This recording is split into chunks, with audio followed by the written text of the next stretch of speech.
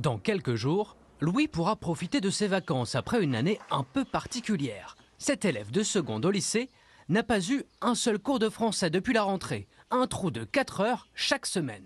Dès qu'on arrive le jour de la rentrée, on a déjà le prof qui est marqué absent. Et puis plus on va loin dans l'année, ça change pas.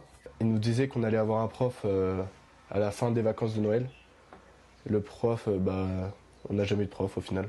Seule solution proposée par son établissement, faute de remplaçants, des cours en ligne. Pas vraiment de quoi rassurer le lycéen. Du coup, on s'inquiète pour le bac de français qui est l'année prochaine. Ses parents ont signalé à plusieurs reprises la situation au rectorat de Lyon. Voici la seule réponse qu'ils ont réussi à obtenir. Il nous explique que le titulaire du poste a été placé en congé maladie depuis le mois de novembre 2023 et que malgré les recherches, il n'est pas possible de pourvoir à un remplacement. Donc on est dans une impasse. Une impasse partagée par de nombreux élèves partout en France. Cette fédération de parents recueille des signalements depuis le début de l'année. Le bilan est sans appel, plus de 63 000 heures perdues.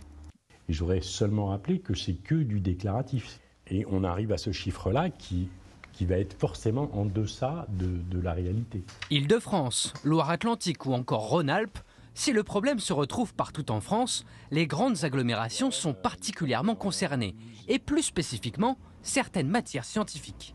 En mathématiques, en technologie, en histoire géo, c'est des matières en physique-chimie.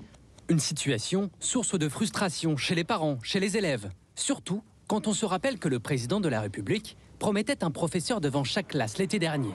Nous avons donc posé la question directement à l'Éducation nationale. D'abord, voici les chiffres qu'ils nous ont communiqués. L'année dernière, le taux de remplacement des professeurs en maternelle et en primaire, 74%. Au collège et au lycée, 95%. Cette année, ce taux s'élève à 80% pour le premier cycle, mais toujours 95% pour le second. Une très légère amélioration, mais la promesse, elle, n'est pas tenue.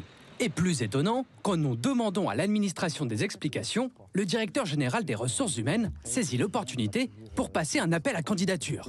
Très localisé. Nous déployons toute notre énergie pour recruter des professeurs. Et d'ailleurs, je fais un appel, on peut aller sur choisir-l'éducationnationale.gouv.fr si l'on souhaite être professeur et nous recrutons. Sauf qu'aujourd'hui, l'éducation nationale se heurte à une crise de vocation. Cette année encore, plus de 1500 postes de professeurs des écoles ne sont pas pourvus au concours pour devenir enseignants. Pour faire bouger le gouvernement, un collectif de parents a fait appel à cette avocate. Après 2 ans de procédure, l'État a été condamné en avril dernier. À chaque fois qu'on est intervenu en procédure d'urgence, une solution a été trouvée. Pour l'année suivante, je ne sais pas quelles sont les nouvelles mesures qui sont prises pour changer le problème. Donc moi, aujourd'hui, ce que je vois, c'est que le problème doit normalement se répéter en septembre prochain. Pour attirer plus de candidats, le gouvernement veut abaisser le niveau de diplôme de Bac+5 à Bac+3 pour pouvoir devenir professeur.